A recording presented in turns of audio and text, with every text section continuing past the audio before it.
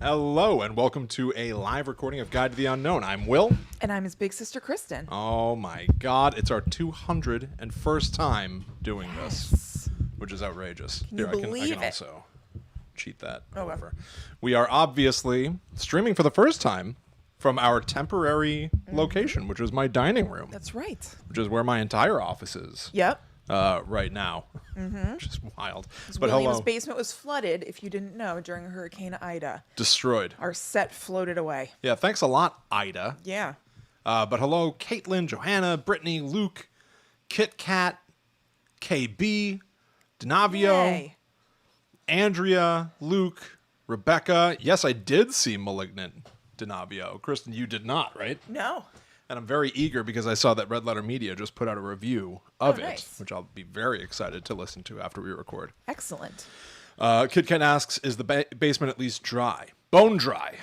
But now there's no carpet down there, and it's like, this house is literally 101 years old. Mm-hmm. And so it's just not in very good shape. So you have to get a new floor put in, basically, or a new, pour concrete or pour something. It's going to take some time, I think. Epoxy. You can power that with propane. Oh, I is just that wrote true? an article about that. Is that right? Epoxy flooring and propane use. Oh, okay. Kristen's the pro. Denavio says Malignant was a great movie. The tone surprised them. Yes, the tone is quite surprising. Very surprising. I read spoilers. Yeah, I don't think that we want to spoil it for them, though. But No, I'm just saying. I'm aware of it. Your impression of the spoilers, do you have any feelings? I'm good. You're fine? Yeah. I don't want to see it. Kristen doesn't have anything to say. I'm not interested. Pointedly has nothing to say. Really? I read it and I was You read like, the spoilers and you were like, I don't like this? yeah. How do you know you don't like it? I don't know, All right. but I don't think I do. Fair enough. Thank you, Andrea, What did Andrea say? that she likes my shirt, Oh. which is a very spooky You've Got Mail reference. What?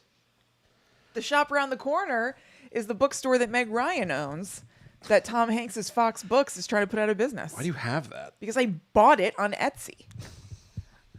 Okay. I love You've Got Mail. Okay. That's what you're getting here. Not too interested in Malignant. Love You've Got Mail. Maybe that would be a fun thing to do on a Patreon stream is do things that are the opposite of horror. Like the distinct opposite of what we usually talk about. Yeah. I'm not even kidding. Would anybody like that if we did like a commentary track for You've Got Mail? I don't think Malignant seems like the worst or anything, but I read the synopsis and I was like, okay. Yeah, fair enough. All right. Denavia says, you guys are funny. Well, thank you. Thank you. And Lexi is making it to a stream for the first time. Welcome, Lexi. Nice. Hope you enjoy. Yeah, I really hope you enjoy. Yeah. I'm excited about this topic. Yeah. Woo. I found some stuff. Some very silly stuff. You two are backwards, Kit Kat says. I was wondering if anyone would notice. I agree. We are backwards. Yeah. And it does annoy me. You may notice if you watched the end of episode 200, which is edited. It's not a live streamed episode. But Kristen and I appear at the end in this room, and I mirrored it. Yeah. Because it's very frustrating to me that I'm on the left side of the frame. What are you going to do? I dislike it. Should we just switch seats? I don't care. If it's bothering you, we can. It's bothering me a little bit, but I guess we're in like the upside down, so Yeah, that's true. when we're back in the news studio, we'll be on the right side again. Yeah. Katie says hi, Will and Kristen. We say hi back. Hi. Denavio, I could see how it'd be better in execution than on paper. There was especially a certain part that I read that sounds like it's a surprise in the movie that I kind of wish I had seen fresh. Yeah. But that's okay. What are you going to do? Yeah. What can you do? Yeah. All right, everybody. Brittany says do it. Is that about An opposite?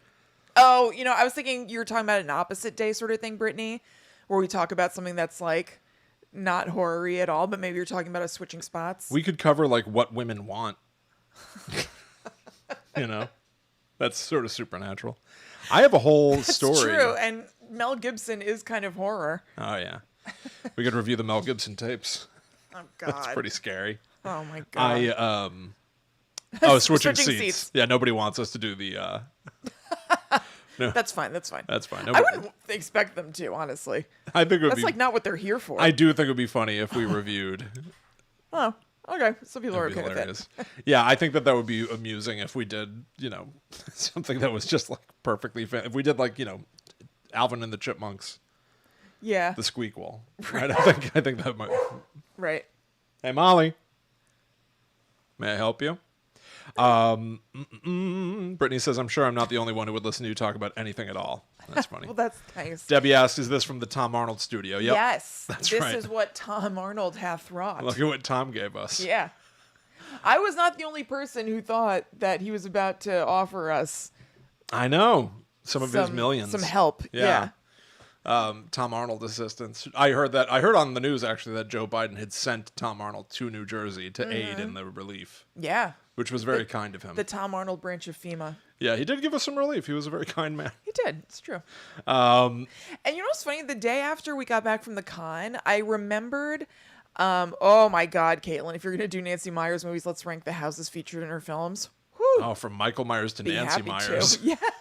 We cover it all. Maybe that's how we sneak that in. Yeah. What was I going to say? Oh, so when I looked up what his podcast was, it said Tom Arnold and Sasha Bogg, who is, or maybe it is Boggs, who's his assistant, and it just like stuck in the mind or whatever. And then the next day, I found out that a comedian I really like, who mostly does stuff on Instagram at the moment, named Caitlin Riley, is best friends with Sasha Boggs. Oh. And they were like out to lunch together doing stuff on Insta stories. I was like, wait a second, that's Tom Arnold's assistant. Oh, wow. Well, look at you. I know. Piecing a lot of things together, I guess. I know, really all coming together. I know. All right. All right, everybody. Oh, I don't know why Cash was only accepted at the con, KB. I think maybe that wasn't overall. That was just the celebrities, I think. Yeah, I paid with a card Me when too. I bought like some artwork and stuff. But Tax I stuff? get I'm thinking tax stuff for the celebrities. They probably just don't want to. I know. Who carries cash? I know. It's got to be cash under the table, Yeah, totally. right over the table. Did we get change? Yes, We did. we did. I gave it to you. Oh, okay. Because I only took out $60. Yeah. and then it just occurred No, to me. she gave me change. She did give Yep. you change. Did she have like a till? She had like a fanny pack. Should have fanny pack. Yeah. So it's garage sale rules. Yes. Yes. Okay. I know. All right. All right. Yeah, tax evasion. Yeah, Mr. Arnold was so kind to us. I don't want to send him up the river. Right. I don't want to say tax evasion, but you know, Yeah. who doesn't like a little cash? Did we enjoy ourselves? Yeah, I did. Yeah. I honestly, I would do it again. I would too. One of the first things that I did was tweet at the NJ HorrorCon and be like, To no response. no response, of course. But it was, I know. it was an off the cuff tweet. You'd probably have to like email them or get in I know. touch, which I did not do. No. But like, I think we did prove that we can do a podcast and we can talk to a celebrity and not get flummoxed. And Yeah. have an interesting conversation. He's just a man. He is but a man. Yeah. A lot of people think that Tom Arnold is more than a man. He's just a man. Yeah. All right, everybody, let's do a show. Let's do it. I just realized that I did not port our intro. I'm on a new computer as well, so I didn't bring our intro thing. So we're just going to embarrassingly just segue into the show itself. Well, that's what we used to do, so it's fine. I know, but it's just a find it backslide embarrassing. from the way things used to be. Okay. All right, everybody, let's start a show. Alrighty. Hello, welcome to Guide to the Unknown. I'm Kristen. And I'm her little brother, William. And this week we are revisiting a topic from days of yore. We're going to talk about the Boogeyman, which we talked about in the very first ever episode of Guide to the Unknown. A monster from our past. Come back That's right. to torture us once more. To take his revenge. I love the concept of the Boogeyman, and I listened back to episode 1 of our show, which notoriously the first 5 episodes I always think about as having the worst audio in the world. They stink. It's not as bad as I remembered. I have to say, it's certainly very echoey and just no good. We tried out, I don't know why I thought I was so confident with this. We tried out a new mic for our first 5 shows, which seems silly in retrospect, but whatever. What are you gonna do? So I really remember enjoying that Boogeyman episode. But listening back to it, I talked about boogeymen from around the world, different incarnations. So I'm very curious to see what you've got to talk about. There's not a lot much more than that. Oh, maybe So that's we why are I did still that. going around the world. Okay. But I also listened back to that first episode so that I wouldn't tread the same ground that you had already trod. Right. So different places around the world. But yeah, I mean, the Boogeyman is pretty much the basic concept. Yeah. I feel like there's more to talk about as far as The pop culture stuff. which is what I have Exactly. for later. Yeah. Yep. So this is still in around the world of Fair Boogeyman. enough. Yeah, there's a good amount of pop culture stuff. But before we get into that, real quick, I just want to call out two things. One, this is sort of also part of our 200 episode celebration. Right. It's been 4 years since we kicked off, so we figured maybe going back to the beginning and looking at one of the first topics we ever covered would be a lot of fun. And seeing how we do with our current chops. Way back in episode 1, we had our original format where Kristen and I would each pick a different topic. Yes. And so I would spend a half hour talking about the Boogeyman, and then Kristen did a half hour talking about Banshees. Well, we switched formats a good while back. And so we figured, the Boogeyman is certainly a deserving, imposing figure in horror to get a full episode. So let's kick it up a notch and see if we can revisit the Boogeyman with all the skills that we've honed That's right. I don't know about that, but over all these years. yes. Now, the next thing that I want to say is kind of sad. Okay. Today, mere hours ago, we found out that comedian Norm Macdonald died. Yeah. Norm Macdonald is probably one of my favorite comedians of all time. William loves Norm Macdonald. This is not some Johnny come lately thing. Will talks about Norm Macdonald like all the time. All the time. There's not a lot of crossover for Guide to the Unknown. Right. But I did look up one thing, which I'll get to. But Norm Macdonald was, I think, a very misunderstood genius. The last time that he was really in the public eye was 2018. He said stuff about the Me Too movement that wasn't cool and got him really, I think, to some degree, appropriately criticized in the media. And to some degree, he was just some guy talking about stuff. To everyone's knowledge, he never did anything. He commented on like Louis C.K. and was devoured. And that was like the last thing he ever did. That's it. He kind of went quiet after that. And I gotta tell you, I don't remember that. because it was really minor. I'm not saying, I don't mean to diminish, the impact of what he said. I mean, the scandal itself was minor. Right, because he wasn't like insanely famous at that moment. He's still a Right. famous person. But he had to make the tour of like apologizing places, and it was the first time I'd ever seen Norm Macdonald seem distraught. He was on The View apologizing for what he said, and it seemed like he was about to cry. He was on The View? He was on The View. He has a long history of being on The View. He did ridiculous stuff on The View. I love The View. Do you know this? But earlier today, I was listening to the new View podcast that just came out. What? Lots of breaking news. Yeah, Behind the Table. Oh my God. It was Joy Behar and Meredith Vieira talking about their time. They start from episode 1. No, like the Rob Lowe show about Parks and Rec. I also read the book Ladies Who Punch about The View, and I loved it. Okay, so Norm Macdonald has a long history of The View. He went on in the 90s, and he said that he's excited that that Bill Clinton's term is almost done. He's like, I just don't think we should have a murderer in the White House.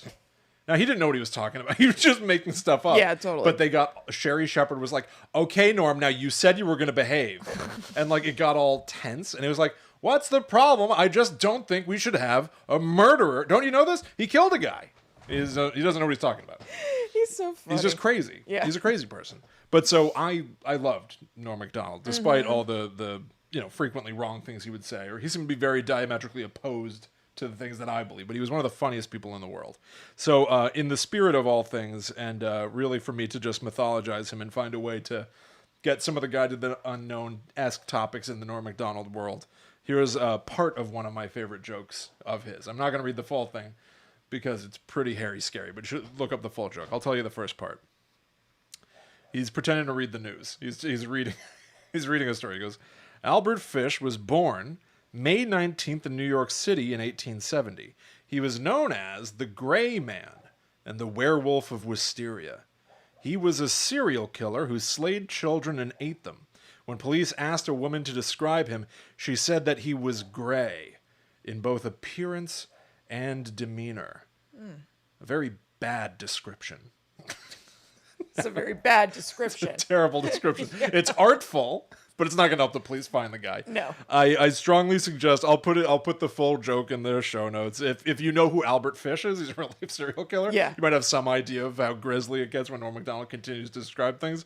But that's pretty Guide to the Unknown-y. And then because we're talking about the Boogeyman this episode, just because, One thing that I really respected about Norm Macdonald, I heard him talk about comedy once and say that he wanted to have a joke about everything that existed. So honestly, sometimes he would just look around and go, stoplights. Okay, I'm going to write a joke about stoplights. This way, if somebody asks me on stage, I'll have a joke at the ready. So we wanted to have a joke about everything. So I figured, and I've tried to do that myself with scary things. I've started writing down a couple years ago, like, here's a topic. What's scary about it? I want to have a scary incarnation of everything, which actually maybe I'll ramp that up in honor.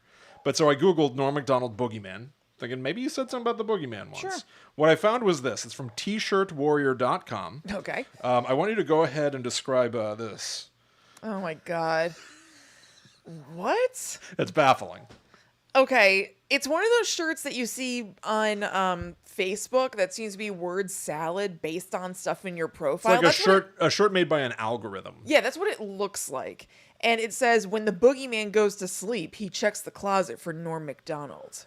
And then it has a pair of eyes, like red eyes, kind of peering. It's inexplicable. Very weird. I have no idea why this shirt exists. It's not anything that Norm Macdonald's ever said. I don't think anybody done. owns that shirt. No, nobody owns this shirt. I think that this is usually something about Chuck Norris. This is like a Chuck Norris joke. Yeah, you're right. It's When like the a boogeyman rework. goes to sleep, he checks the closet for Chuck Norris. Yes. But somebody made it say Norm Macdonald. So anyway, that's the one time that Norm Macdonald and the boogeyman Have ever intersected. crossed paths. But truly, I was very sad about this today. Rest in peace, Norm Macdonald. I know. Read his book, based on a true story, a memoir, where he actually discusses his death. He says that he woke up to his agent calling to say somebody changed your Wikipedia to say you died, which is something that people do to celebrities from time to time. And Norm Macdonald goes on to talk about, he's like, well, how big is the lie? All they did is go on my Wikipedia. They left everything the same. They just changed is to was. That's not a big difference. But he gets very sort of wistful thinking about being gone. And honestly, one of the first thoughts that I had today was thinking, probably one of the first things people did was go to his Wikipedia and update it, because people are all about making those changes. But he talked about this stuff, and he was just a wonderful comedian. And I'll miss him. Could that book have been written during his battle with cancer? Because his agent today, shared that he's actually been battling cancer for 9 years privately.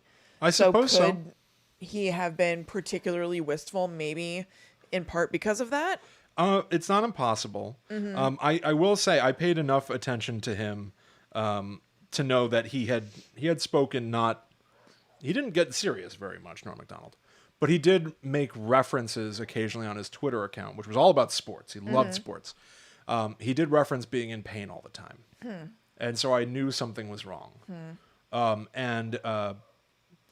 Yeah, I don't know. He made, I'm using this phrase, he made jokes about cancer, not in an offensive way, but he would talk about cancer and thinking about things. And to be honest, I did kind of wonder.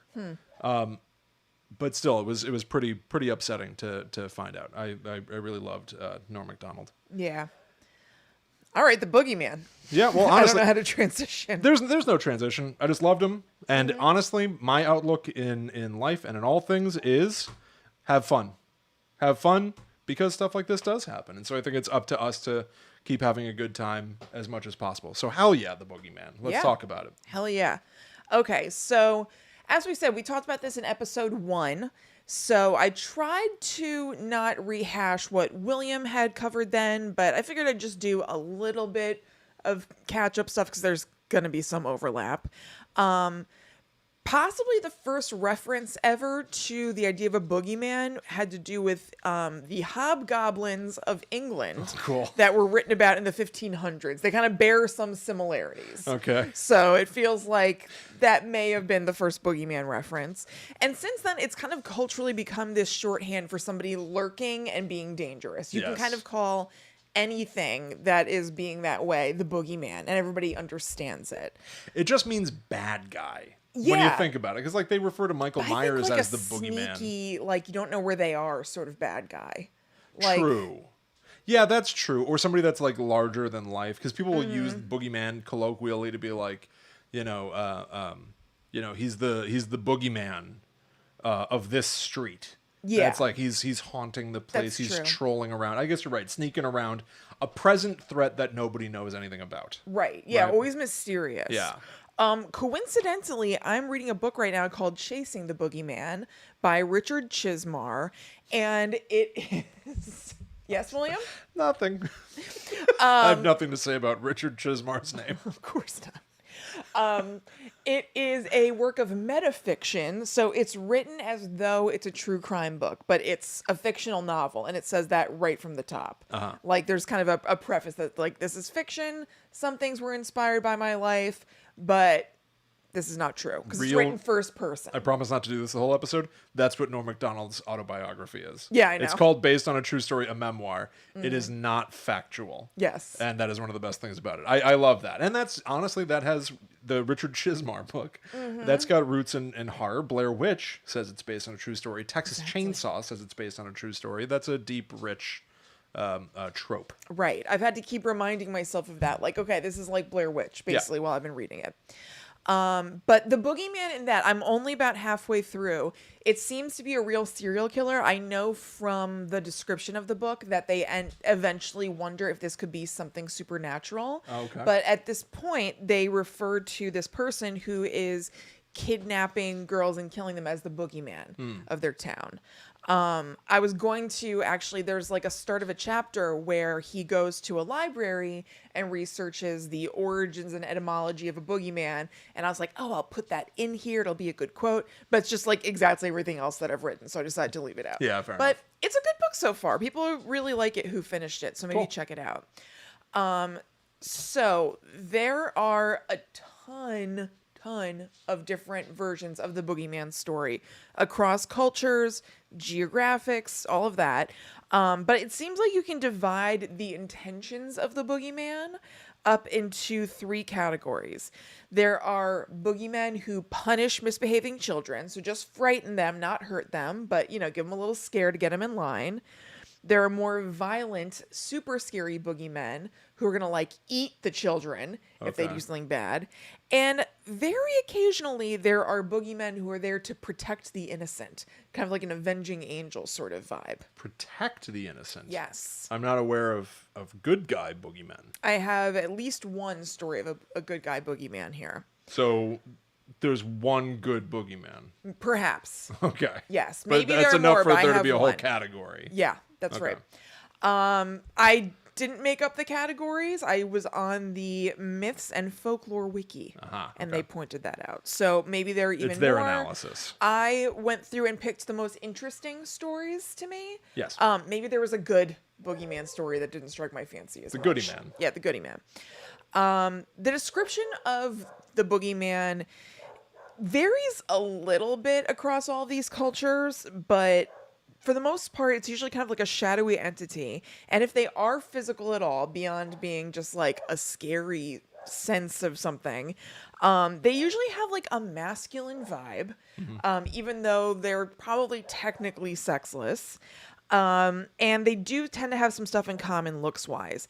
They usually are referenced as having claws, talons, sharp teeth, red eyes, and then sometimes hooves or horns for bringing in a little bit of a devilish vibe. Okay. You say that like it's like they really want to vary their appearance for fun. Yeah, you For know. bringing in a vibe. You want to switch it up. The boogeyman's like, I could look a little cooler. Let's do a little horn. Yeah.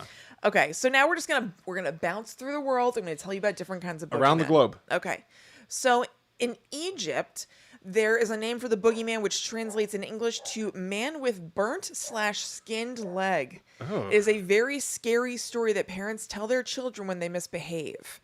This is a monster that got burnt when he was a child because he did not listen to his parents. Now he grabs naughty children to cook and eat them. Oh. Don't want to run into him. Now, Is it weird too that I'm very sorry, but I'm just trying to think about this myth. So the boogeyman as a child did not listen to his parents, and therefore he ended up burned.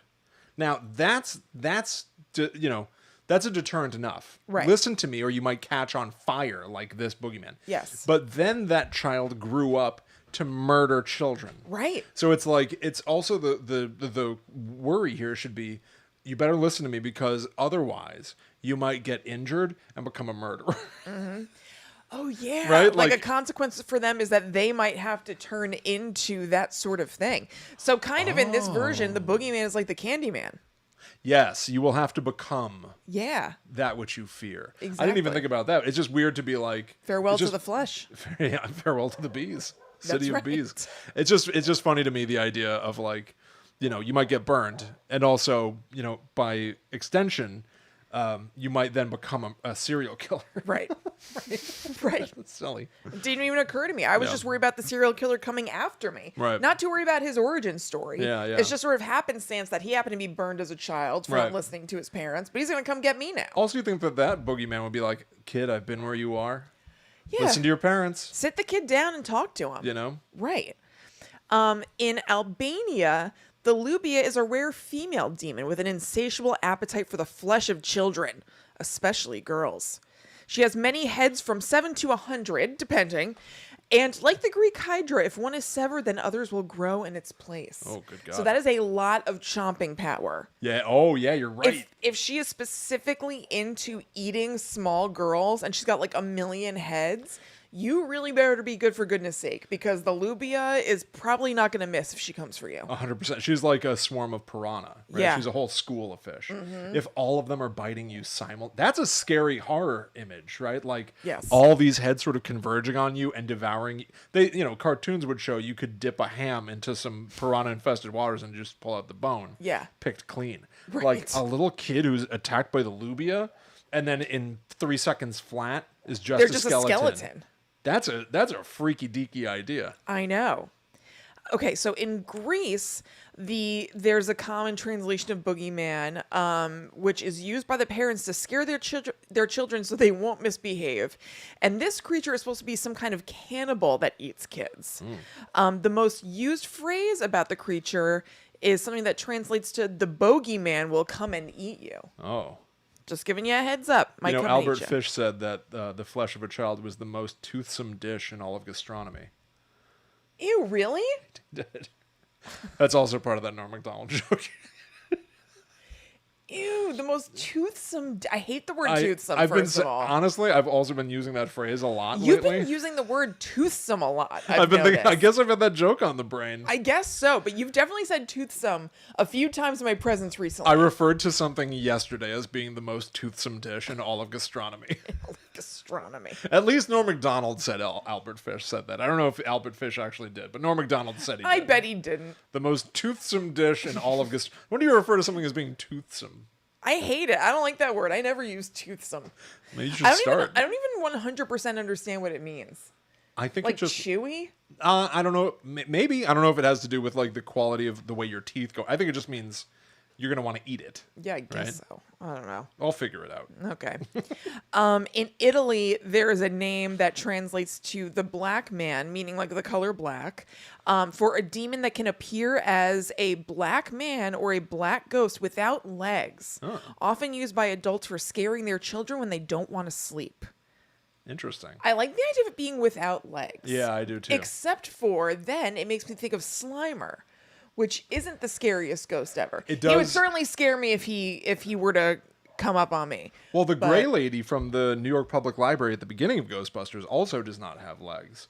She's a She's wearing a long dress though. torso. Don't you see kind of her dress? Yeah, but Maybe I I just think have it the sense of fades. a It sort of dress. drips away to nothing.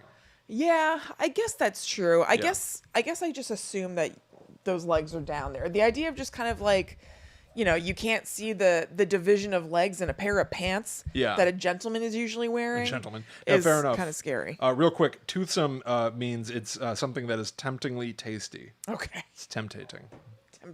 It's tempting. So the Hungarian equivalent of the bogeyman is the mumus, which is a monster-like creature. And then there's also the Sakos Ember, a man with a sack, which is the literal meaning of his name.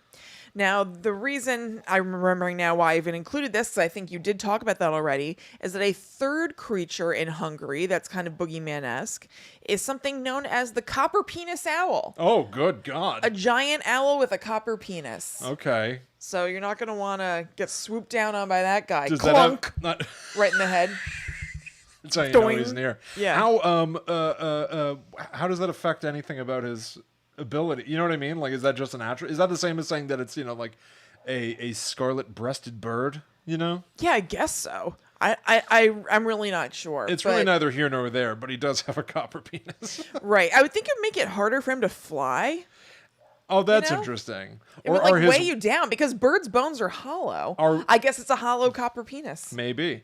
Maybe it's just like a copper-plated penis. Is he especially strong? Are his wings particularly, mighty then? Because they have to overcome the added weight.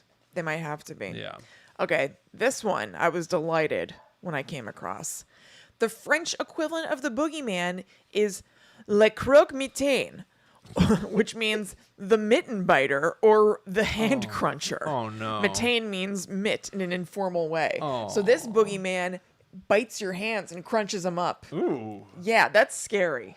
It sounds silly to start. Le croque-mitaine, Yep. right? He's going to eat my mittens is what I really thought it was. Like, like sometimes you hear about, like the German Santa who puts candy in your shoes or whatever. Yeah, right. So, like, I thought it would just be, if you leave your mittens out at night, you might find out in the morning that they've been eaten. Boogies in them. Yeah, there are boogies in there. But no, he'll crunch your hands. Yeah. That is pretty awful. This is very specific. In East Yorkshire in England, children were warned that if they stole from orchards, they may be eaten by a goblin or demon called the Audgoggie. Oh, no. Awdgoggie. Okay. So keep your mitts off those apples if you don't want to be crunched up by the Audgoggie. They're not your apples. No. Yorkshire children were also warned that if they were naughty, the great black bird would come and carry them away. No word on its penis, copper or otherwise. Fair enough. Good to know. Right. Now, I thought the only bird with a penis was a swan. I don't know. Well, What? I'm just saying. I do believe that is the case. Really? Yes. But then how are birds reproducing? Oh, Kristen. What? Egg, Yeah. right? And then the egg is fertilized later. Okay. Who's having sex with the hen? You've got the chicken, the rooster, and the hen. The chicken goes with the rooster. So who's having sex with the hen? It's from Seinfeld. Yes. Okay. Sorry for all the bird penis conversation. Yeah, right. And all the comedy. Apologies. Okay. The gooseberry wife, also an English thing, was said to guard the gooseberry bushes on the Isle of Wight and took the form of a large hairy caterpillar if children came and picked the gooseberry bush. Oh, jeez. Interestingly, I bought gooseberries today. Interestingly was the right segue. You ever have a gooseberry before? I don't think so. Tart. Okay. Tart. Why'd you it's buy like them? I like them. Okay. They look like yellow, like little cherry tomatoes, but it's a fruit. I found a free pile of chocolate berries Outside in the yard? near where some deer were playing. How were they? You can have some. I'll let you test them first. Thank you. Okay. Here is another personified boogeyman sort of character. This is Churn Milk Peg. Oh. Hell of a gal in West Yorkshire who's a female goblin who guarded nut thickets until they could be harvested and would be seen smoking a pipe. Churn Milk Meg sounds like a badass. I'm into her. I just want to point out an underrated part of your story there was hell of a gal. Hell of a gal. Yeah. Then Churn Milk Meg has a male counterpart. So if you want to tell the story, but you rather have it be a feller, this person's name is Melch Dick. Oh, boy. Melch. I thought we agreed we'd stop What? What? with all the bird conversation. Oh. Okay. Other like nursery sort of childhood boogeymen include Mum Poker, Tankerabogus. Oh, my God. They both drag children into a deep, dark pit, and then Tom Poker, who lives in dark closets and holes underneath the stairs. In England, they come up with crazy names for things. It's amazing to me that, like, you think about the United States of America, and it's just physically there's so much more land than the UK. Yes. But I feel like there's so much variety in the UK where it's like almost like region by region. They each have Tom Poker and like why do they have all of these? Churn Milk Peg. Like in the US, Melch Dick. We have Melch is a crazy word. Melch. Yeah. We have the Boogeyman. They Yes. have Melch Dick and Tom Poker and all these other characters. I know, There's so lucky. many. Tankerabogus. I know, it really is a the spoil of riches. Well, don't sleep on Malta, because Malta has the Caw or Gaga, which is a gray, slimy creature that roams the streets at night. It can smell a person's guilt and enter their homes through cracks and fissures by extending and contracting its snail-like body. Once it was inside their rooms, it would flash them with a ghastly grin, and with its huge, toothless mouth, scaring them witless. Good God. That's very awesome. scary. That it can smell your guilt. Yep. And it'll slime its way into your home Through cracks. like a snail. Yes, like Alex Mack, pretty much. Yeah. Like Alex Mack. More or less. More or less. Yeah. Yeah, that's really what's that called? The Caw or Gaga. That's really gross. Kaw or Gaw. It can smell your guilt. Gray and slimy. I like that a lot. I know. Here is the one that is where the boogeyman is like kind of a good guy in this story. In Indonesia, a creature called a Wewe Gombel is a ghost that kidnaps children who have been mistreated by their parents. She keeps the children in her nest atop a palm tree and doesn't harm them, and takes care of the children as a grandmother would until the parents become aware of what they've done. If the parents decide to mend their ways and truly want their children back, the Wewe Gombel will return them unharmed. This ghost is named Wewe Gombel because it originated in an event that took place in Gombel. That's So, yeah. provided that the kids aren't totally freaked out, then this is really punishing parents for being negligent. Which is a fascinating reversal. Yep. What's this one called? It is the Wewe Gombel, Wewegombel. Because then, Like Gumbel Bryant, but with an O. Gumbant, Yeah. Bryant. That's like in a dictionary. Right, Something. Gumbel Bryant. But parents could warn their children, you better act up, or the gub will come get you. Right. But then kids can go, well, you'd better be a better parent to me, or Wewe Gombel is going to take us away, and you're going to miss us so much. You're right, giving the kid a little bit of ammunition. Yes. Finally, the power's in the child's hands. Finally. Okay, so let's talk about some United States boogeyman stuff. This is crazy. I'd never heard this before. Yeah. So it said that in rural areas of the South, it would be called the Boogerman or the Booger Monster. Okay. And was most often used to keep young children from playing outside past dark and wandering in the forest. Fine, got that. But I never heard about the Booger Monster. Then, during the Corn Festival, young Cherokee males wearing caricature masks would make fun of politicians, frighten children into being good, and shake their masks at young women and chase them around. Male participants in this booger dance were referred to as the Boogermen. Oh. So because this is like scary and in your face, maybe that's how it evolved in that way. Interesting. Don't know. I have long wondered the Boogeyman. It's spelled, particularly around the world, it seems to be spelled Boogey. Right. One O. Right. We spell it, I think, commonly here in the U.S. as Boogie, Boogey or IE. But bogies in the UK are boogers. Right. Snot, it's mucus. Yeah. So the Boogeyman, I think, does come from the Bogeyman, and I do think it's Yes. just supposed to be boogers are gross. I think so.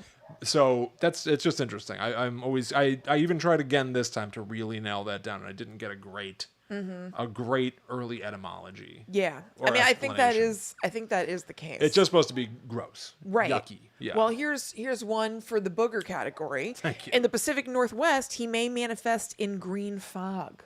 Oh, booger fog. Right, boogie fog. So it'd be flowing green. Yes, flowing cream. In other places, he hides or appears from under the bed or in the closet. Duh.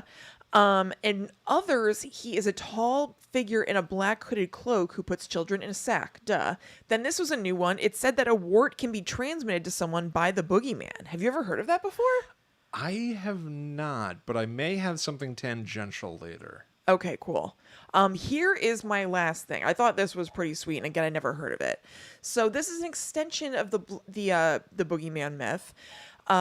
Somebody called Bloody Bones, who's also known as Rawhead or Tommy Rawhead, is a boogeyman of the American South. Oh. Rawhead and Bloody Bones are sometimes regarded as two individual creatures or two separate parts of the same monster. One is a bear skull that bites its victims, and its companion is a dancing headless skeleton. Now, it's then right after that, it says Bloody Bones tales originated in Britain, but it's also talking about being part of the American South. So I don't really know how that I don't know. developed, but that's the thing. It's interesting. Well, I think the Boogeyman is really, really representative of how tricky it is to peg down really all the stuff that we talk about Yeah. on Guide to the Unknown. We're like, who really knows where these things truly, truly, truly started? The Boogeyman is really, it's interesting again that your research mimicked mine from episode 1, where it's like the Boogeyman is not a singular entity. The No. Boogeyman is a concept of a villain. And it's such an easy, fast concept. There's Right. not a lot to dig into as far as the Boogeyman. It's Yeah. really just like different people's interpretations of it. And so you get them from around the world because everybody around the world wants to tell their kids, you better behave Yes. or, right? There has Everyone to be has some... a need for the Boogeyman. And the Boogeyman is a scapegoat in a way because you can say, if you don't behave, this guy, not me, this guy's going to punish you. Right. Way worse than I ever could, by the way. Totally. So everybody creates these like scapegoat monsters with their horrible methodologies. And they're all couched under the concept of the Boogeymen. Yeah. It's not Boogeyman. It's the Boogeymen. Boogeymen. It's interesting. Totally. Boogie people, we should say. Boogie folks. Boogie folk. So I'm going to talk now about pop culture representations of the Boogeyman, of which there are many, but similar to trying to understand the history of the Boogeyman. A lot of these things are like, I referenced it before, but in Halloween, the 1978 Halloween, Jamie Lee Curtis refers to Michael Myers at the end by going, "Hey, he was the Boogeyman."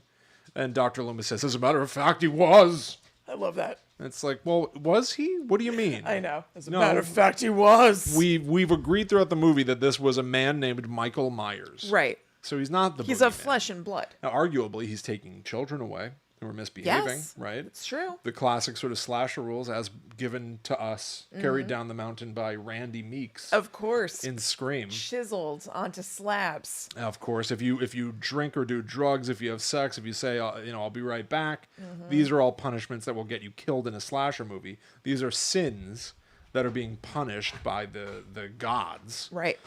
So in that sense, kids misbehave and Michael Myers takes them away by stabbing them with a butcher knife or strangling them from the backseat of a car. So he was kind of a boogeyman, I guess. But he's not the boogeyman Right. from mythology. Well, nobody is the big boogeyman, I guess not. as we've established. Well, in pop culture, though, in a movie or in a Yeah, show, sure. you could say this is the boogeyman. So I did look up several instances. One that's suspicious to me that I overlooked, actually. And I might ask you to give it a goog Okay. while I talk a little bit. Okay. I bet Supernatural had the boogeyman at some point. I bet you're right. Let me Right? take They a look. covered the TV show Supernatural. I think they probably had like the Tooth Fairy in there for all I know. Yeah, right. I You know know. what I It went mean? for like 18 seasons or something. They probably touched on the boogeyman at some point. But so I've looked up several different incarnations of the boogeyman, some that maybe you've never heard of before, and some from places that you're probably familiar with, but I do have more to say than you may be aware of. Okay, so why don't we start with the movies?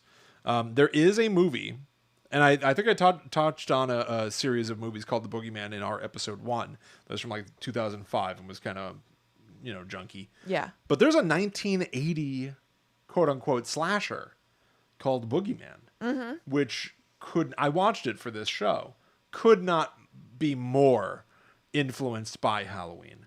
Okay. The fact that 2 years prior, and 1980, as we covered in our slasher history stuff from last year, 1980 was a big year for slashers to really explode with like Friday the 13th, bringing, especially for several years, making a slasher year by year by year, the big slasher boom of the 80s. So you've got a slasher movie in Halloween where they talk about the boogeyman, and then 2 years later, at the start of the slasher boom, you have a movie that's straight up just called Boogeyman. And it's shot like Halloween. And it sounds like Halloween. Yeah. The score is very John Carpenter, and the way that the film is, really the look of it, the way that they even shoot, like looking at a house at night that's lit up, is straight out of Halloween. However, the movie is bizarre. It is about, now you think about, again, Halloween, like Michael Myers kills his sister, and then we fast forward like 20 years. In Boogeyman, a woman has she's dating a guy or she's married to a guy, whatever, but the kids are bothering them when they're trying to have celebrations. So he ties one of them to the bed. He ties a boy to his own bed so that he can't come interrupt. And then his sister, the boy's sister, goes and grabs a knife, sets the boy free. The boy takes the knife, kills the boyfriend. Okay. Fast forward decades. So now you're like, oh, this is just like Halloween. Yeah. Except where it now differs is that the grown-up boy and girl start to see the deceased, the guy that they killed, in the mirror. Okay. Like Candyman. Yeah. And then he basically comes out of the mirror and starts killing people.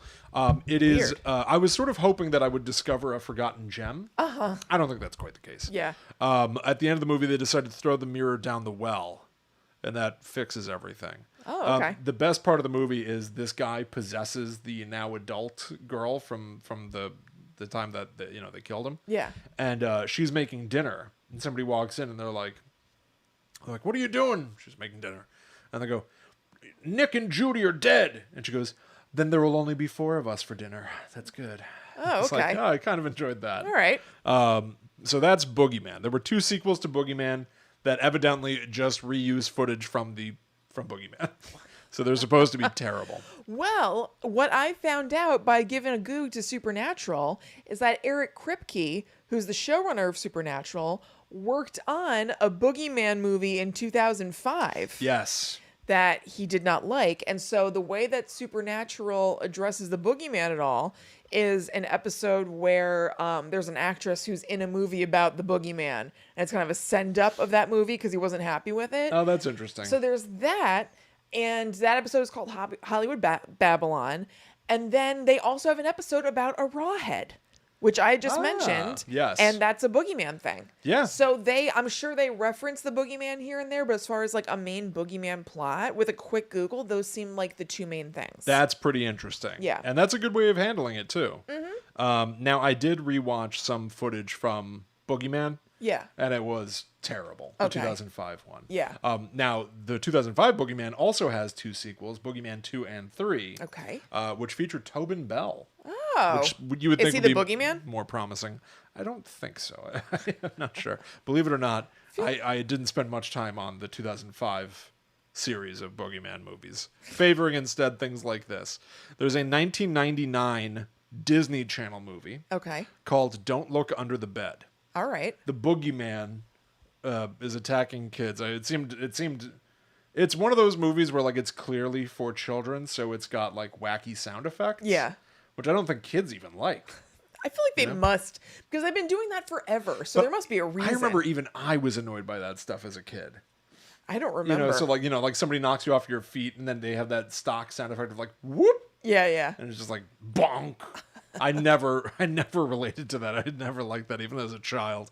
So I don't know. So I watched the end of this movie, and it couldn't be more from 1999. Yeah. The Boogeyman, I guess, shrunk everybody down. Okay. So at one point, a kid picks up a pencil, which is enormous, and he says, the pen is mightier than 2 swords. What? You would think that meant that the Boogeyman was using swords. Right. He's not.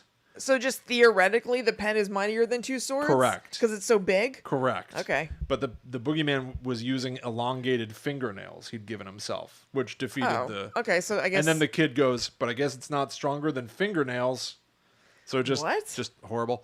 And the way they defeat the Boogeyman by breakdancing. Oh my God. And then attaching...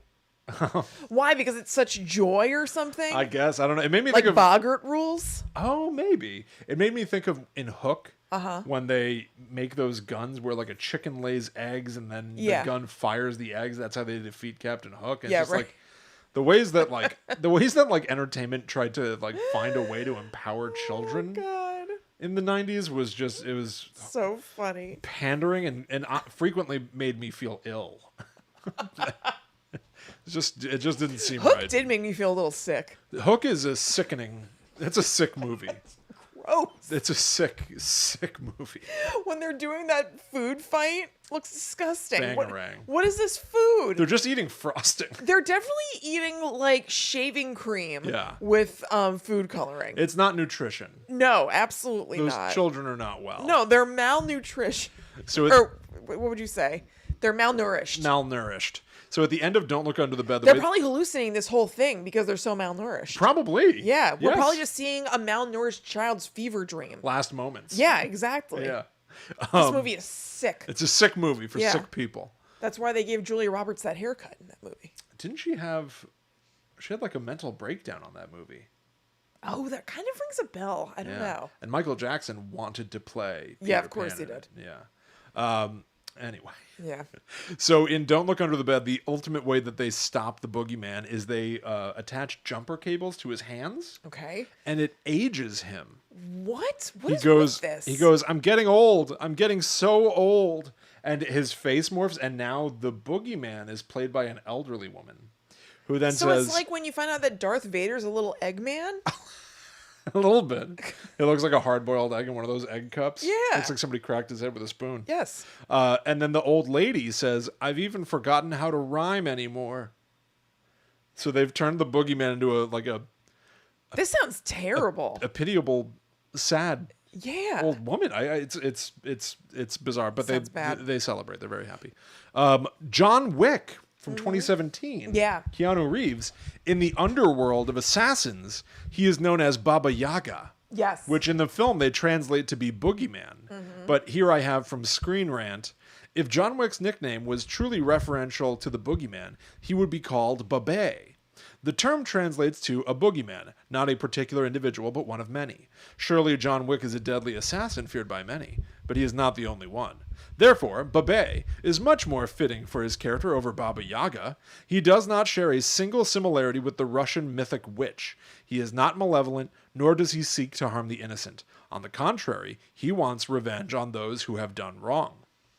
That is strange. Yeah, Baba Yaga. Yeah, why the hell are they calling him Baba Yaga? I think it's just got to be because it's familiar. Totally. It's just like vaguely scary. I want to call out The Outsider by Stephen King, which I've read in the past couple of Yes. years, which is wonderful. And both I want to read that. the book and the TV adaptation with Jason Bateman are like really scary and, Yeah. and bizarre and I upsetting. I watched the show. I loved it.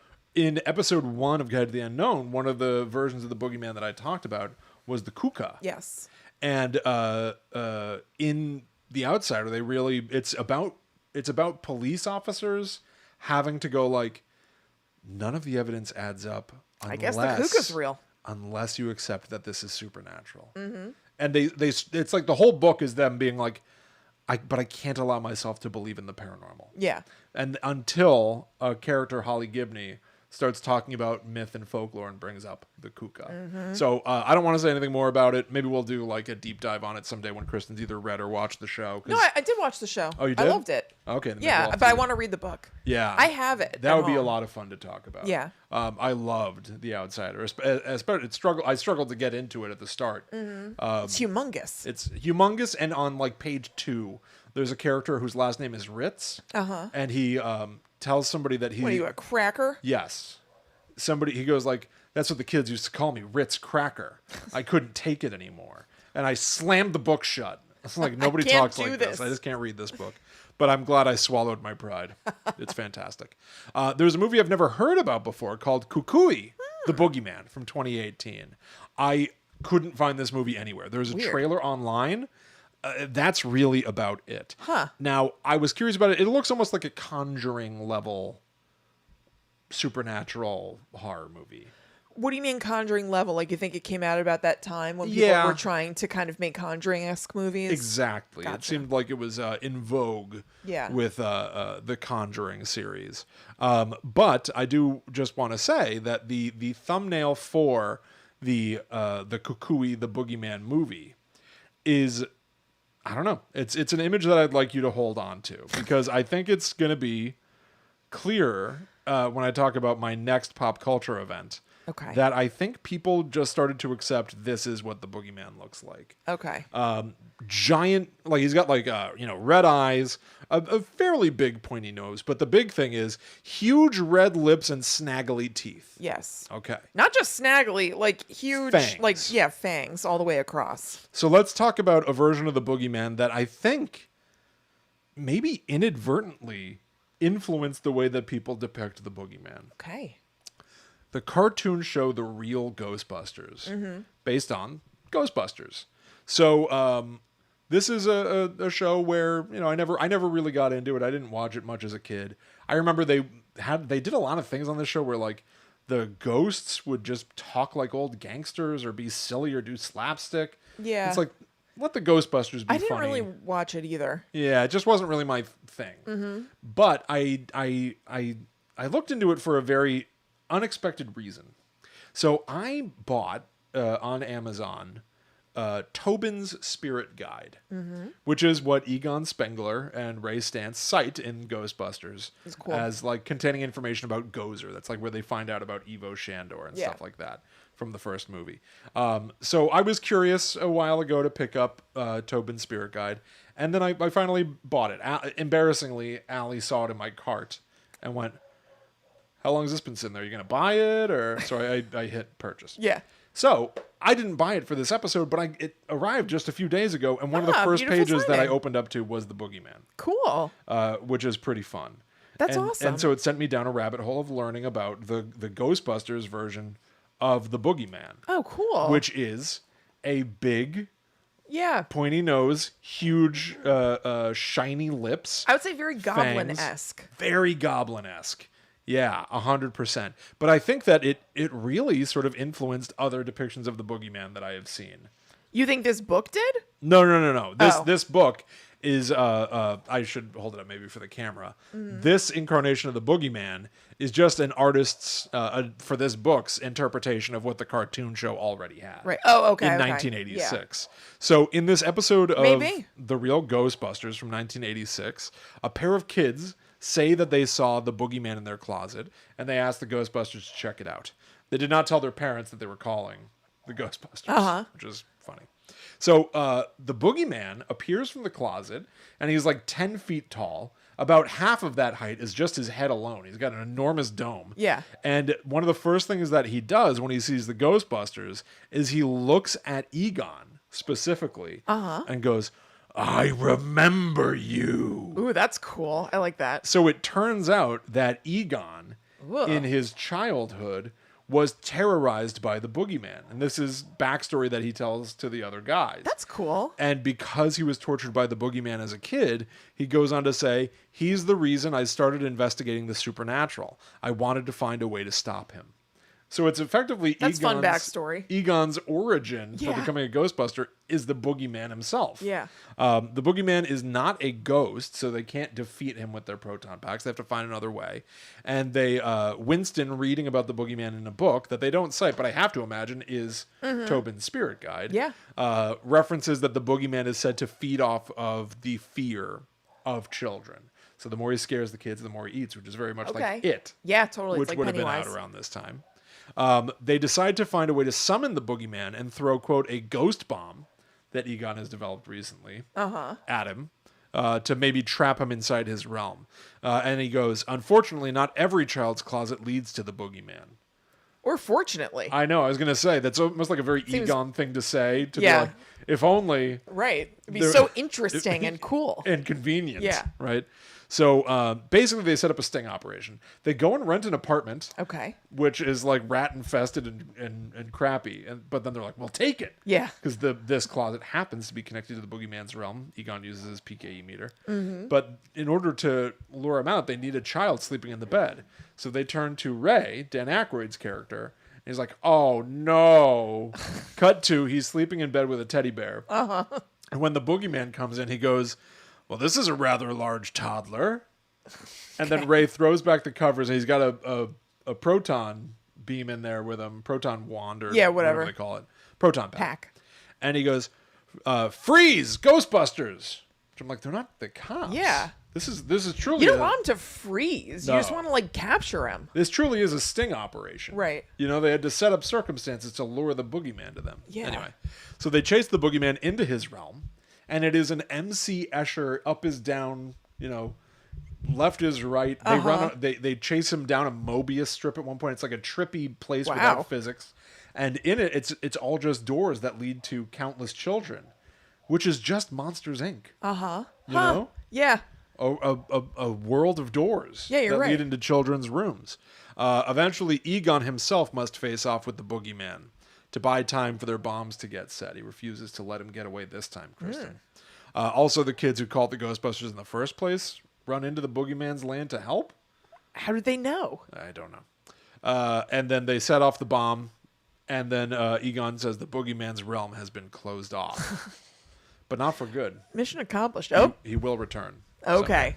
I did not watch that episode, however. Yes. So, Tobin's Spirit Guide. What do they say about him in here? First of all, the cover of this book is the Ghostbusters logo. Yeah, it's very cool. With more of a graphic wraith-like ghost in the emblem. Yeah, I like And instead it. of the no symbol, it's a circle that this frightening ghost is popping out of, and the slash across the emblem is actually rattling chains that are hanging off him, which is I think it's awesome looking. nowhere on this book does it say Ghostbusters. No. I just want to point out, which I think is kind of neat. No, it's just kind of like a nice nod to what this has to do with. Exactly. It's just Tobin's Spirit Guide. Yeah, that's And really cool. This version, they note at the beginning of it that this is not the Tobin Spirit Guide that Egon and Ray have read. Right. This is a version put together by Ray. Fun, yeah, because it said official Ghostbusters version, so they're still keeping it in world. Yes. Like, it's the Ghostbusters version, not the Ghostbusters movie. Yes. The one that has been edited by Ray or something. He says the unabridged version weighs in at somewhere around 35 pounds, which makes it very comprehensive but not convenient as a go-to reference for John and Jane Q. Public, which is something that Dan totally. Aykroyd would say. That's so awesome. It's pretty well made, to be honest. I love that. And so, yes, the artists, the artwork of the Boogeyman in here is also more frightening than it was in the show, but still very accurate. Super cool. Super tall, enormous head, the fangs, the lips. He's got goat hooves.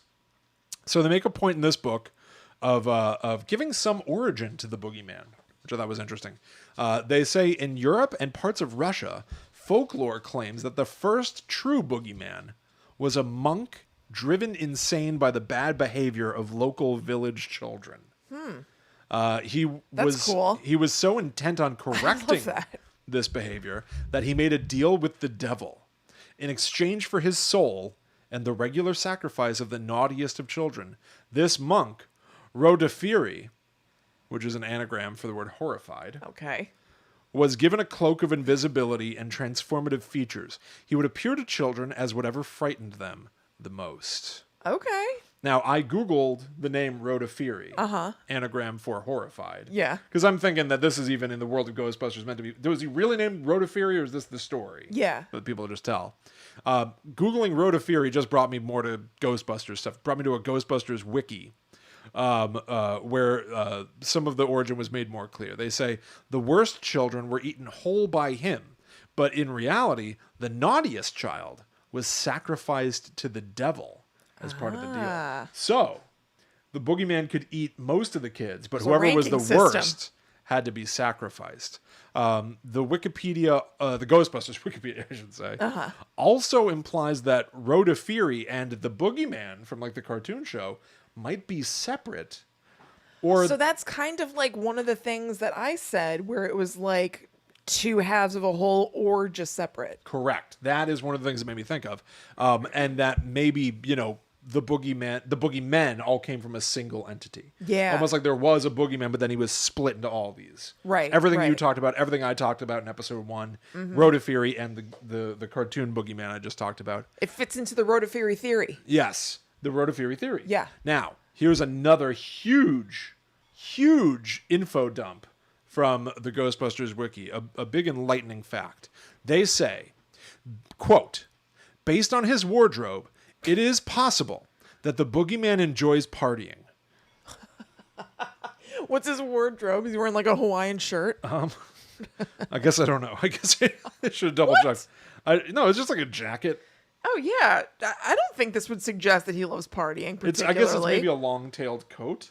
I guess. All right. Based on his wardrobe, it is possible that the Boogeyman enjoys partying in his own way. In his own way. From time to time within his realm. All right. I mean, yeah, it looks like he's wearing a smart coat. So not all the time. No. He also does have like a mohawk. Oh, yeah. Yeah, he's got like a blue mohawk. And, okay, he's wearing, I guess, a suit jacket with a very long tail. Right. That almost has like a wave to it when it hits the ground. And actually a bow tie. So that does imply an event. It does. It implies to you that he might enjoy partying. I don't know. I From guess. time to time in his own realm. Yeah, bow ties are the notorious garb of partiers. I- Hard partiers. I just couldn't believe it when I read this. It's funny. This is on like this is what like Ghostbusters fans keep track of. It's possible that the boogeyman enjoys partying in his own way from time to time. Keep an eye on it. Every additional detail. Like, Totally. You can say it's already ridiculous to say it's possible that the boogeyman enjoys partying. Because Yes. then it's like, well, it's also possible maybe he doesn't. There are a million Maybe he doesn't, like- qualifiers. but then the next qualifier, he enjoys partying in his own way. So his version In of his own partying time, in is his own way. It's different from how we would party. Yeah, I mean, I guess I like partying in my own way, which Yeah. is like staying at home. Then to take it further, the boogeyman enjoys partying in his own way from time to time. So not all the time. This isn't something, I don't want to give you the idea that it's all partying. No. There's plenty of business.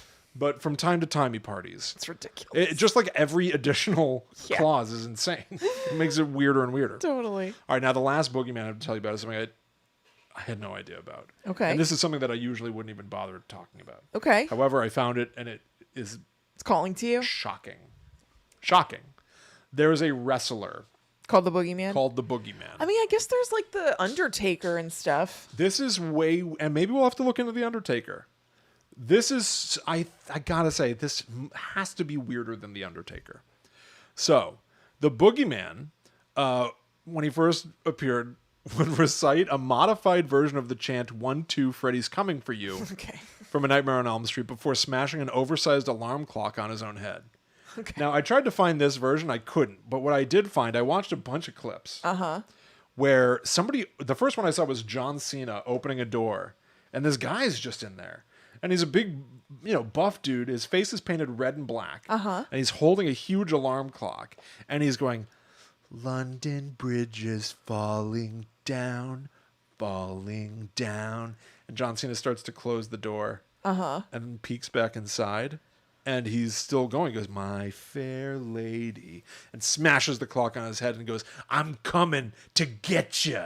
Oh no. That was his tagline. All of these ended with, I'm the boogeyman, and I'm coming to get you. Then the next one... I guess that's what the Boogeyman does. The next clip was somebody sliding open a van door, and the boogeyman's sitting in there, and he's got the big alarm clock, and this time he's saying, just a spoonful of sugar helps the medicine go down. Just like classic, reciting childhood things in a spooky way. And then the guy starts to... Why have him have the alarm clock in the van? I don't... Because I get, maybe that's part of the Nightmare on Elm Street thing of like I wake you up or I'm in your I know, but the bedroom van though. And then the guy starts to close the van door and then looks in again at the last. So it's like the staging of this is identical. This is the same moment. Somebody this opens the thing. door, sees him, starts to close, and looks again. And then it turns out he's missing the middle teeth on both the top and bottom of his mouth. Okay. For real. Mm-hmm. Because okay. he's like talking like this. He's got like a big lisp because he doesn't have teeth. Yeah. And he's eating worms. I have a quote here. God, he's eating worms. Is that a quote from you watching this, or? So he's in there eating worms, and then here are just some instances of stuff that he did. He made his official in-ring debut on December 2nd on SmackDown, defeating Simon Dean in a squash. What? Okay. A thrilling sport. During the match, he took a handful of live worms from his pocket and stuffed them into his mouth. Oh my God. Over the next few weeks, Boogeyman's opponents were generally flattened in the ring, left with worms in their mouths. Oh God. And or spit on their faces. Oh God. Is that, I don't watch wrestling, but is that standard issue? I feel like that's grosser than usual. I don't think it's common for everyone you defeat to be left with worms in their mouth and spit on their face. Well, worms, no, but like spit? I don't think that's I know. average. On September 20th, WWE.com reported that this wrestler had been released from the company. However, on October 6th... What? Do you know what? This isn't this past... No, this is years ago. This is like 2009 or something. Okay. WWE announced that he had re-signed and would be sent to be trained at a wrestling school. We get it, but I think we can work with him. So you think like, oh, they're improving him. Well, so they're saying we know he sucks. So then he returned on October 27th, attacking and spitting worms into the faces of The Miz and Crystal Marshall. Not the Miz. I watched this clip. He spits a bunch of worms into his face. What does the Miz do? He just lies there and takes it. That's not the Miz I know. It's the character. I don't know. I guess they have to do this. Is this like in Do you their remember contract? the Miz? Oh, sure. Yeah. At one point, the announcer goes like, "Go back to reality TV." Yeah. The They're Miz was was on the Real World before he was a professional wrestler. It was his dream to be. Yes, I a know. wrestler. I actually love that He that achieved his dream. worked out. On the October 13th, 2008 edition of Raw, the Boogeyman made his return, appearing during a segment with jackasses Johnny Knoxville, Chris Pontius, and Big Dick Johnson, ending with the Boogeyman bringing live worms out of a bag. Of course he did. And putting them in his own mouth, and then spat them into the mouth of Chris Pontius. So I wrote, there's so many more moments where it's like, it says like another wrestler, Booker T, took out a restraining order on him. And then the Boogeyman appeared and spit worms into his wife's face. It's like, they make it sound, and I have to believe these things are all scripted, right? But like the Wikipedia even makes it sound. Right, they write it as though it's real. Like Boogeyman is so rough and tumble that he broke the rules. He broke the law. He broke his restraining order. Oh my god. And he's all about these worms. That's awesome. And I watched the video. Truly. You would think that it might just be like thick linguine. It's worms. I believed that it was worms this It's whole time. legit worms. Yeah. And it's disturbing. It's disgusting. This man appeared to be very into his character. Oh my god. He loved it.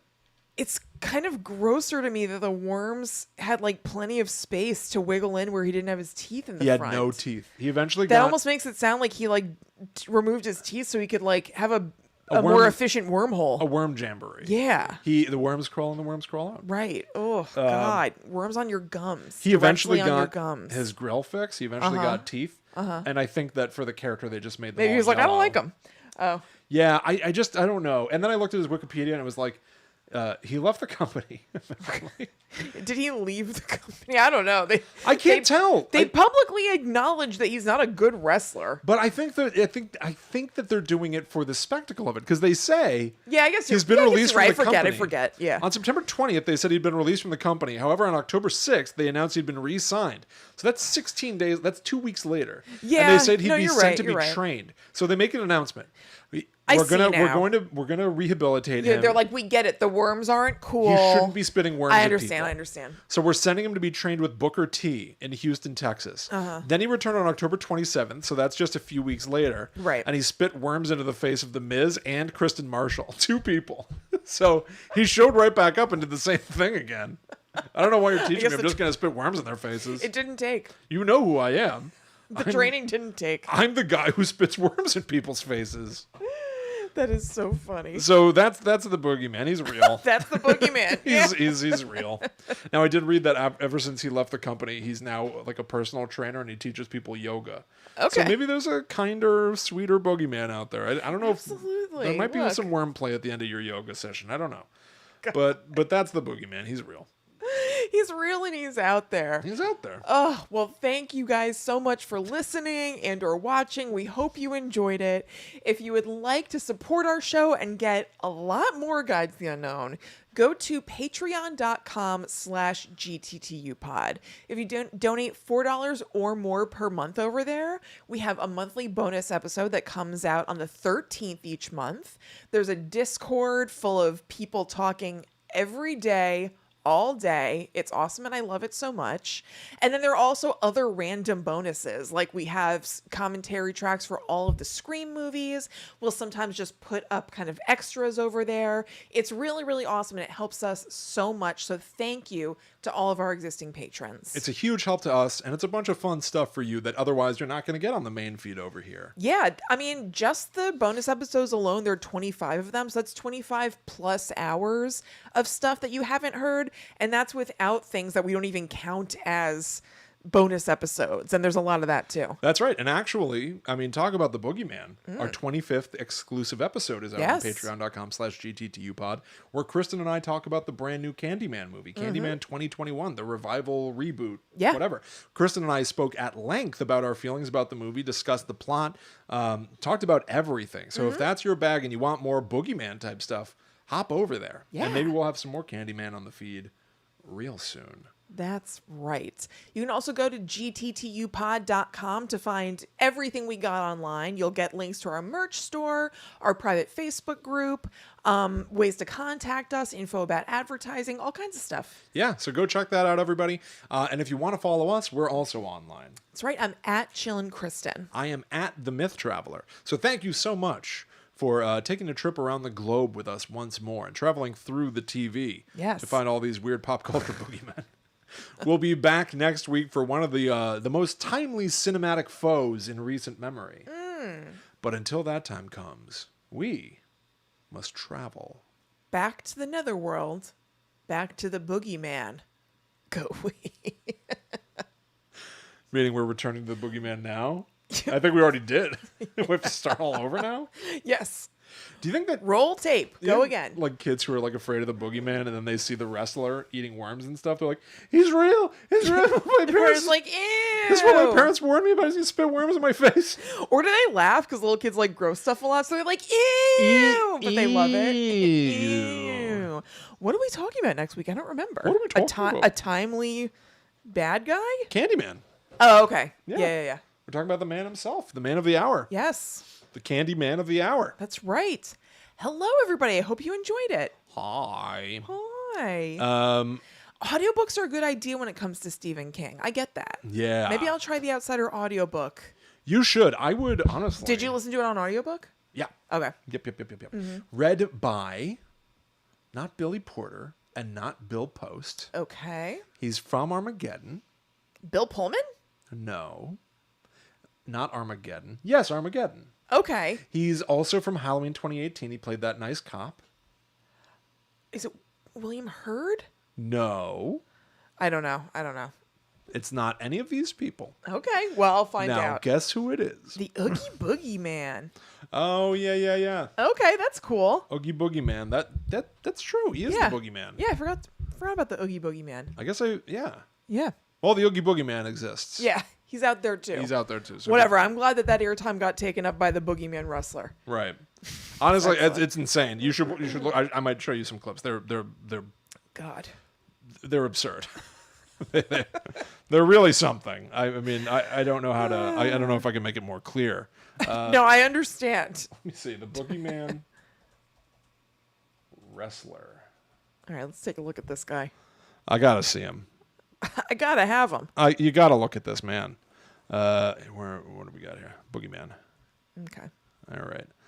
So let's, Ew, worms. Ew, yucky worms. The Boogeyman's most chilling moments. It's gonna be chilling, everybody. I'm scared. You should be. Ew. Ew. Look at his weird hair. Yeah. Oh, it's all choppy in the thing. Ew. He's also eating a heart or something. I know he says a heart necklace. Freaking out John Cena. See, and like Let me have a look at John Cena. Let's see him. oh, you'll see him. Don't worry. There's like a close up. I like John Cena. He seems nice. He does seem nice. See, he closes the door slowly, and he does a deadpanish. I enjoy him. Look Look at that nice face. He can't believe what he just saw. it's bewildering. Oh, Oh, but God. he's still there. I've seen all I need to see. Smashes the clock. No, you got to see him spit worms into the Miz's mouth. Oh, okay. It's like a slideshow for people that are. Oh, I didn't talk about this. Ew. I didn't reference this. What is that? You talked about the Boogeyman being able to transfer warts to people. He eats what's meant to look like No, I a don't- disgusting thing off this lady's face. I don't like looking at this guy. No, he's so into his character. That's what I'm saying. He He's loves too it. committed. Yeah, it's gross. Ew. Ew, it's really gross. Get that off. I'm trying to get to the point. Oh, this guy was annoying. I think I don't like wrestling. I mean, I guess I don't because I haven't really watched it.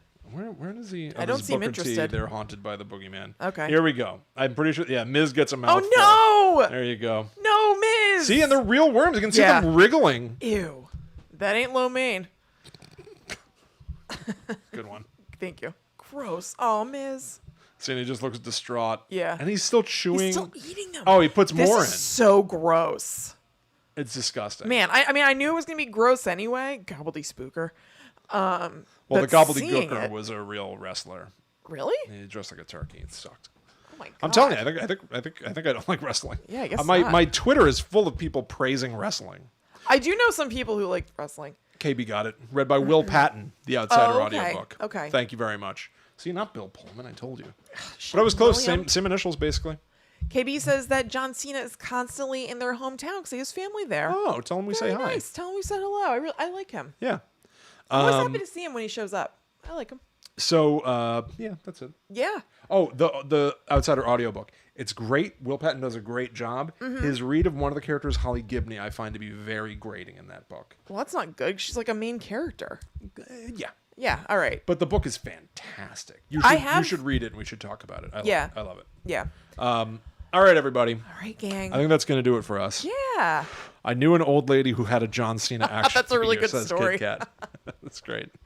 Good. I hope it brought her much comfort. Much comfort and peace. Yeah. I wish her nothing but comfort and peace.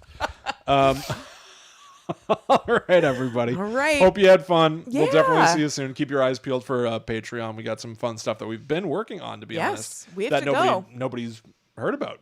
We have to go because we have to work on it more. We got to go. All right, everybody. Have a great rest of your night. Yep. We'll definitely